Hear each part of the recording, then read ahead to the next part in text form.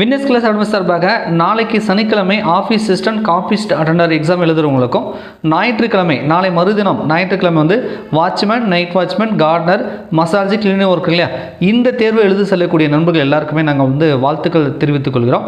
All the best. Exam வந்து நல்லா பண்ணுங்கள். ஆல் டிக்கெட்டில் என்ன இன்ஸ்ட்ரக்ஷன் கொடுத்துருக்காங்க, ஸோ எக்ஸாம் தேர்வுக்கு நம்ம போகும்பொழுது என்ன கொண்டு போகணும், ஆல் டிக்கெட்டில் ஃபோட்டோ இல்லை அப்படின்னா அதுக்கு நம்ம என்ன செய்யணும் அப்படின்றத நம்ம வந்து பார்த்துக்கலாம். ஓகேங்களா? சரி, ஓகே. ஸோ இப்போ இவங்க என்ன சொல்லியிருக்காங்க, நமக்கு வந்து டேட் கொடுத்துட்டாங்க, கண்டிப்பாக உங்களுக்கு தெரிஞ்சிருக்கும். ஸோ சனிக்கிழமை வந்து ஆஃபீஸ் அசிஸ்டன்ட் கார்ப்பரேஷனுக்கு எக்ஸாம் இருக்குது. காலை 10 மணி முதல் 12 மணி வரைக்கும், அதாவது 2 மணி நேரம் தான் எக்ஸாம். ஏன்னா உங்களுக்கு வந்து டோட்டலாக வந்து 100 கொஷின் தான். தமிழில் 50 கொஷின், ஜிகேல ஒரு 50 கொஷின் கேட்பாங்க. 2 மணி நேரம் தான் எக்ஸாம். ஸோ உங்களுக்கு நடக்க போகுது. எக்ஸாம் சென்டர் வந்து உங்களுக்கு கொடுத்துருப்பாங்க. உங்களுக்கு என்ன எக்ஸாம் சென்டர் கொடுத்துருக்காங்களோ அந்த எக்ஸாம் சென்டருக்கு வந்து கொஞ்சம் முன்னாடியே போய் ரீச் ஆகிற மாதிரி பார்த்துக்கோங்க. மேக்ஸிமம் நிறைய நண்பர்களுக்கு வந்து பார்த்தீங்கன்னா கொஞ்சம் அடுத்து பக்கத்தில் இருக்கிற மாவட்டம் இல்லை கொஞ்சம் லாங் டிஸ்டன்ஸில் பார்த்தீங்கன்னா எக்ஸாம் சென்டர் போட்டிருக்கிறதா சொல்கிறாங்க. பட் எங்கே போட்டிருந்தாலும் நம்ம கண்டிப்பாக வந்து எக்ஸாம் போயிட்டு எழுதி தான் ஆகணும், ரைட்டா? ஸோ அதனால் அந்த எக்ஸாம் சென்டருக்கு கொஞ்சம் டைம் முன்கூட்டியே வந்து போகிற மாதிரி பார்த்துக்கோங்க. அந்த எக்ஸாம் சென்டர் எங்கே இருக்குன்னு முன்கூட்டியே விசாரித்து தெரிஞ்சு வச்சுக்கோங்க. ஓகேங்களா? சரி, ஃபஸ்ட்டு வந்து இந்த மாற்றுத்திறனாளிகள் இருக்கும் பட்சத்தில் நீங்கள் பதிலி எழுத்த தேவை அப்படின்னா நான் பார்த்தீங்கன்னா 8/11/2024 வெள்ளிக்கிழமை வந்து பார்த்தீங்க அப்படின்னா வந்து மீட் பண்ண சொல்கிறாங்க. அது வந்து பார்த்துக்கோங்க. டைம் வந்து ஒரு 3 மணிக்கு வரணும் அப்படின்ற மாதிரி வந்து கொடுத்துருக்காங்க. அதையும் வந்து செக் பண்ணிக்கோங்க, ரைட்டா? மற்ற பொதுவாக வந்து காமன் இன்ஸ்ட்ரக்ஷன் என்ன அப்படின்னு பார்த்தீங்கன்னா விண்ணப்பதாரர்கள் அனைவரும் வந்து முறையான ஆடை டீசெண்டாக வந்து ட்ரெஸ் பண்ணிட்டு வாங்க அப்படின்னு சொல்கிறாங்க. ஸோ டீசென்ட் அப்படின்னா கண்டிப்பாக உங்களுக்கு வந்து தெரிஞ்சிருக்கும். பெண்களாக இருந்தால் சேரீ சுடிதார் போடலாம், ஆண்களாக இருந்தால் பேண்ட் ஷர்ட் வந்து போட்டு போவீங்க.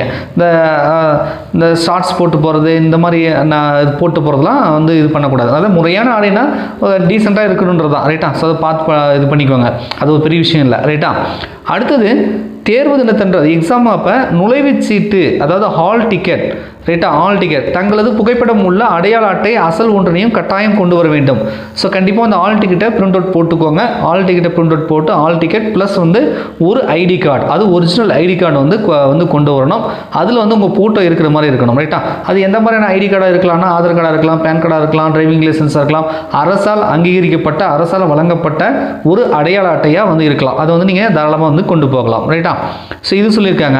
ஸோ அடுத்து வந்து பார்த்தீங்க அப்படின்னா நமக்கு வந்து 10 மணிக்கு தான் எக்ஸாம். ஆனால் வந்து 9 மணிக்கு வருமாறு அறிவுறுத்தப்படுகிறார்கள். ஸோ வந்து நீங்கள் 9 மணிக்கே அங்கே போய் ரீச் ஆகிற மாதிரி பாருங்கள். 9:30க்குலாம் வந்து உங்களுடைய சீட்டில் வந்து நீங்கள் போய் உட்கார மாதிரி இருக்கும் அப்படின்றது சொல்கிறாங்க. ஸோ 10 மணிக்கு எக்ஸாம்னா 9 மணிக்கே நீங்கள் எக்ஸாம் சென்டர் போகிற மாதிரி பார்த்துக்கோங்க. ஓகேங்களா? அடுத்தது விண்ணப்பதாரர்கள் தவிர வேறு யாரும் வந்து தேர்வு மையத்தில் அனுமதிக்கப்பட மாட்டார்கள். கூட ஹெல்ப்புக்கு வந்து உங்கள் ஃப்ரெண்ட்ஸு ரிலேஷன் கூப்பிட்டு போகிறீங்கன்னா அவங்கள வந்து எக்ஸாம் சென்டருக்குள்ளே அலோவ் பண்ண மாட்டாங்க, வெளியே வந்து வெயிட் பண்ணலாம். ஓகேங்களா? ஸோ அடுத்து ரொம்ப ரொம்ப இம்பார்ட்டன்ட், நிறைய பேருக்கு வந்து பார்த்தீங்கன்னா ஆல் டிக்கெட்டில் இப்போ அந்த பாஸ்போர்ட் உங்களுடைய ஃபோட்டோ வந்திருக்காது இல்லையா? அதுக்கு வந்து நம்ம ஒன்றும் பயப்பட வேண்டியதில்லை, பதட்டப்பட வேண்டியதில்லை. அந்த ஃபோட்டோ ஒட்ட வேண்டிய இடத்துல நீங்கள் பாஸ்போர்ட் சைஸ் ஃபோட்டோ ஒட்டி அது கூட அடையாள அட்டை, அதாவது நான் சொன்னேன் இல்லையா, Aadhaar card, driving licence, PAN அட்டை, இது மாதிரி ஏதாவது ஒரு ஐடி கார்டை நீங்கள் கொண்டு போகலாம். முடிஞ்சால் அது கூட ஜெராக்ஸ் கூட கொண்டு போங்க. ஓகேங்களா? ஒரிஜினலும் கொண்டு போங்க, ஜெராக்ஸும் கொண்டு போங்க, ரைட்டா? ஹால் டிக்கெட் உங்கள் ஃபோட்டோ தெளிவாக இல்லைனா ஃபோட்டோ தெளிவாக இல்லாத ஒரு ஹால் டிக்கெட்டும் நீங்கள் அதுக்கப்புறம் ஃபோட்டோ ஒட்டினீங்க இல்லையா அந்த ஹால் டிக்கெட் அதையும் வந்து சேர்த்தே வந்து கொண்டு போங்க. ஓகேங்களா? சரி, இப்போ ஆல் டிக்கெட் வந்து கொண்டு வரணும்னு சொல்லிட்டாங்க, ஒரு அடையாள அட்டை கொண்டு வர சொல்லிட்டாங்க. அடுத்தது எக்ஸாம் எழுதுவதற்கு பேனா, ரைட்டா? நீலம் அல்லது கருப்பு நிறம், அது ப்ளூ பென்னாக இருக்கலாம், அது பிளாக் பென்னாக இருக்கலாம், ரெண்டில் ஏதாவது ஒன்று பால் பாயிண்ட் பென் வந்து கொண்டு வாங்க அப்படின்றத சொல்கிறாங்க.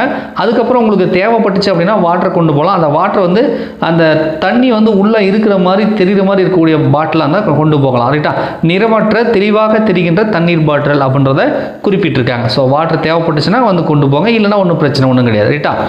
வழக்கம் போல் வந்து தேர்வு எக்ஸாம் சென்டருக்குள்ளே கைபேசி, அதாவது மொபைலு, பர்ஸு, புக்கு, பென்சிலு, இது மாதிரி எக்ஸ்ட்ரா திங்ஸ் வந்து எதுவுமே எலக்ட்ரானிக் டிவைஸ் ஆகட்டும் அல்லது மற்ற புக்கு மெட்டீரியல் நோட்ஸ் எதுவுமே வந்து கொண்டு வரக்கூடாது அப்படின்றத சொல்லியிருக்காங்க. அப்படி கொண்டு வந்தீங்க அப்படின்னா அதுக்கான பொறுப்பு நீங்கள் தான், ரைட்டா? ஒருவேளை பை கொண்டு போகிறீங்கன்னு வச்சுக்கோங்களேன், பை கொண்டு போகிறீங்க அப்படின்னா அதை வந்து எடுத்துகிட்டு வரக்கூடாது, தடை செய்யப்பட்டிருக்கு. பட் நீங்கள் அதை வந்து வைக்கிறதுக்கு ஏதாவது ஒரு இடம் கொடுப்பாங்க, உங்கள் பேக்லாம் வச்சுட்டு போங்கப்பான்னு நீங்கள் தாராளமாக வச்சுட்டு போகலாம். பட் என்னென்னா அந்த பொருள் வந்து காணாமல் போச்சு அப்படின்னா அது வந்து மெட்ராஸ் ஹைகோர்ட் வந்து பொறுப்பு, அந்த நிர்வாகம் அவங்க வந்து பொறுப்பேற்றுக்க மாட்டாங்க, ரைட்டா? அதுக்கு முழுக்க நீங்கள் தான் பொறுப்பு. ஸோ அதனால் முடிஞ்ச அளவுக்கு ஏதாவது கொண்டு போகிறீங்க அப்படின்னா உங்கள் நண்பர்கள், உங்கள் ஃப்ரெண்ட்ஸு, அதாவது உங்கள் ரிலேஷன் யாராவது கூட வந்தாங்கன்னா அவங்ககிட்ட ஒப்படைச்சிட்டு போங்க, ரைட்டா?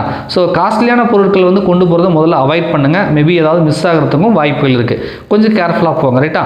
அதே மாதிரி பைக்கில் போகிறீங்க அப்படின்னா பைக்கில் வந்து ஃபோனெல்லாம் வச்சுட்டு போனீங்கன்னா யாராவது ஆட்டை போட்டுருவாங்க. ஸோ ஃபோனை வந்து பைக்கில் வச்சுட்டு போகாதீங்க, ரைட்டா? சரி, அடுத்தது மது அறிந்து வரும் விண்ணப்பதாரர்கள் தேர்வு மையத்துக்குள் அனுமதிக்கப்பட மாட்டார்கள். ஸோ வந்து ஆள்கள் வந்து ட்ரிங்க்ஸ் அடிச்சுலாம் போகக்கூடாது. கண்டிப்பாக அவங்களாம் போக மாட்டீங்க, நீங்களாம் நல்ல பிள்ளைங்க. அதையும் வந்து இன்ஸ்ட்ரக்ஷனில் வந்து தெளிவுபடுத்தியிருக்காங்க. ஏன்னா அந்தளவுக்கு வந்து தமிழகத்தில் இந்த போதை கலாச்சாரம் பெருகி இருக்குது. ஸோ அதனால் போதை வந்து போடக்கூடாது, அதெல்லாம் போட்டு போகக்கூடாது. ரைட்டா? சரி, அடுத்தது வந்து பார்த்தீங்கன்னா பொதுவான அறிவுறுத்தல்கள் குறிப்பிட்டபடி எந்த ஒரு முறையற்ற நடவடிக்கைகள், அதாவது நீங்கள் ஏதாவது இந்த மாதிரி ஆக்டிவிட்டீஸ் வந்து நீங்கள் தவறாக நடக்கிறீங்க அப்படின்னா உங்களை டீபார் பண்ணிடுவாங்க, எக்ஸாம் சென்டர் விட்டு வெளியவும் அனுப்பிடுவாங்க. ஃபியூச்சரில் வரக்கூடிய எக்ஸாமும் உங்களை வந்து எழுத முடியாத அளவுக்கு பண்ணிடுவோம் அப்படின்றதும் வந்து வார்னிங் வந்து பண்ணியிருக்காங்க.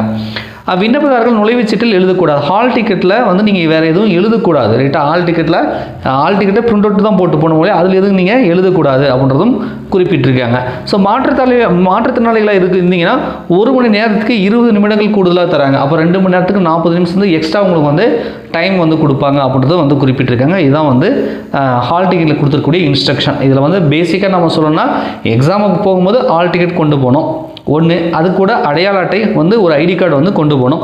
நம்ம வந்து சேட் பண்ணுறதுக்கு எழுதுறதுக்கு வந்து ஒரு கருப்போ அல்லது ப்ளூவோ ஒரு பேனை வந்து கொண்டு போகணும். வாட்டர் வந்து தேவைப்பட்டால் கொண்டு போகலாம், இல்லைனா தேவையில்லை. இதுதான் வந்து பேசிக்காக நம்ம வந்து செய்ய வேண்டியது. சப்போஸ் ஃபோட்டோ தெளிவாக தெரியல ஆல் டிக்கெட்டில் அப்படின்னா ஒரு ஃபோட்டோ வந்து ஒட்டி கொண்டு போகலாம். ரைட்டா? அது கூட உங்கள் ஐடி கார்டை வந்து கொண்டு போகலாம். இதுதான் வந்து இன்ஸ்ட்ரக்ஷனாக வந்து ஆல் டிக்கெட்டில் வந்து கொடுத்துருக்காங்க. ரைட்டா? ஸோ பேசிக்கான கொஸ்டின் தான் கேட்பாங்க, ரொம்ப ஈஸியாக தான் கேட்பாங்க. ரைட்டா? கொஞ்சம் கொஷினை நல்லா படித்து பார்த்து அண்டர்ஸ்டாண்ட் பண்ணி வந்து அட்டன் பண்ணுங்கள். என்ன அப்படின்னா ஈஸியாக இருக்குன்னு சொல்லிட்டு நீங்கள் போட்டு அசால்ட்டாக வந்து அடிச்சிங்க அப்படின்னா ஒரு ஃப்ளோவில் தப்பாக ஸ்டார்ட் பண்ணிட்டு வந்துடுவீங்க. அது ஒரு கொஷின் 2 கொஷின் போனாலுமே நமக்கு ஜாப் கிடைக்காம போகிறதுக்கான வாய்ப்புகள் இருக்குது. ஸோ அதனால் தெரிந்த கேள்வியிலே தவறு செய்ய வேண்டாம். சும்மா ஏதோ பண்ண சார் அவசரத்தில் தெரிஞ்ச கொஷின் தான் சரியாக நான் கவனிக்கல படிக்கல அதனால் டக்குன்னு மாற்றி போட்டேன் அப்படின்ற மாதிரிலாம் அந்த இதெல்லாம் சொல்லக்கூடாது. கொஷினை நல்லா கேர்ஃபுல்லாக படித்து பார்த்துட்டு சரியான ஒரு விடை கெஸ் பண்ணதுக்கப்புறம் ஷேர் பண்ணுங்கள். அதேமாதிரி ஷேர் பண்ணிட்டீங்க, ஒரு முறை ஷேர் பண்ணிட்டீங்க ஒரு கொஸ்டினுக்கு அப்படின்னா இன்னொரு டைம் படித்து பார்த்துட்டு இல்லை இந்த ஆன்சர் வராது அப்படின்னு சொல்லி இன்னொரு ஆப்ஷன் வந்து ஷேர் பண்ணுறது ரொம்ப தப்பு. ஒரு கொஸ்டினுக்கு 2 ஷேடிங் வந்து பண்ணவே கூடாது. ரைட்டா? நீங்கள் ஷேர் பண்ணால் பண்ணதான், அது தப்போ ரைட்டோ நீங்கள் ஷேர் பண்ணுறதுக்கு முன்னாடி 10 டைம் கூட யோசிக்கலாம். ஆனால் ஷேர் பண்ணதுக்கப்புறம் யோசிக்க முடியாது, அது விட்டுடுங்க, ஒன்றும் பிரச்சனை ஒன்றும் கிடையாது. ஆனால் டபுள் ஷேடிங் வந்து பண்ண வேண்டாம். ரைட்டா? ஸோ மோஸ்ட் ஆஃப் நான் சொல்கிறேன் ரொம்ப ஈஸியாக தான் இருக்கும். ரைட்டா? 100க்கு சாலிடாக உங்களால் வந்து ஒரு 90 கிராஸ் பண்ண முடியும். ரைட்டா? அந்தளவுக்கு ரொம்ப ஈஸியாக தான் கேட்பாங்க, பயப்படுறதுக்கு ஒன்றும் இல்லை. நீங்கள் அந்த 100க்கு 100 எடுக்கிற அளவுக்கு உங்களுக்கு வந்து முயற்சி பண்ணுங்கள். ஏன்னா ரொம்ப டஃப்லாம் நமக்கு தெரியாத கேள்வின்னு பார்த்தா 1, 2 எனக்கு தெரிஞ்சு பார்த்தீங்கன்னா எக்ஸாம் முடிச்சுட்டு வந்து பார்த்தீங்கன்னா உங்களுக்கு ஒரு டோட்டலாக ஒரு 5 கொஷின் டஃப்பாக கேட்கலாம். மீதி 95 கொஷின் ஈஸியாக தான் கேட்பாங்க. கண்டிப்பாக உங்களை எல்லாராலையுமே ஒரு 90+ அல்லது 85+ வந்து போடுற மாதிரி தான் கேள்விகள் கேட்பாங்க. பயப்படாமல் எக்ஸாமை நல்ல முறையில் வந்து பண்ணிட்டு வாங்க. ஓகேங்களா? நன்றி, வணக்கம்.